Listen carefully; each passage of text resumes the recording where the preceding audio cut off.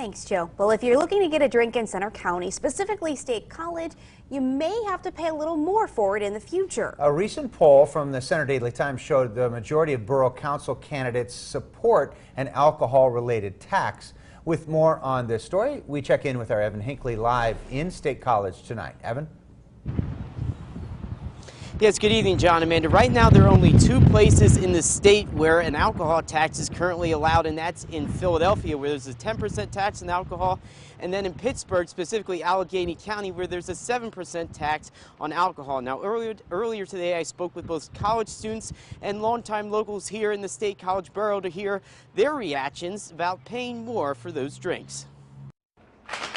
Whether you take your drink shaken or stirred, prices could be rising. College students say it's an added financial burden. I feel like taxing alcohol on college kids that are already broke and looking for jobs is a little cruel. But the State College Borough isn't looking to be cruel. They just want a practical way to fund their police department's $11 million budget. And many in the borough say an alcohol tax makes sense considering 2/3 of reported crimes are alcohol related. When students heard this, they understood there may be need for the tax, but didn't want it to be excessive. If it makes sense with, and it correlates with the amount that it costs them for alcohol-related criminal offenses there are, then it would make sense depending on how much they make the Understood. tax. A local we spoke with was for the tax, saying alcohol is something people choose to buy and its negative consequences can have an impact on everyone. It does affect everybody, because even if somebody doesn't drink, they're going to be affected by somebody drinking, and then it involves the police or fire,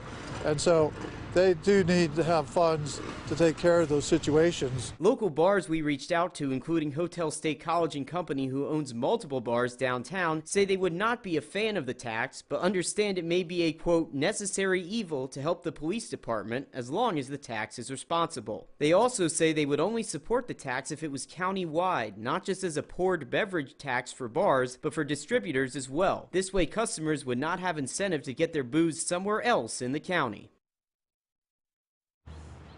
Now, at the moment, legally, no alcohol tax can be approved in Center County at the moment. There would need to be a state approval that occurs first. And also, county officials had not, at the moment, made any determination on any potential percentage for that alcohol tax. But I'll have more on the state approvals that need to happen coming up in the 6 o'clock hour. But for now, reporting live in State College, Evan Hinckley, WTAJ News.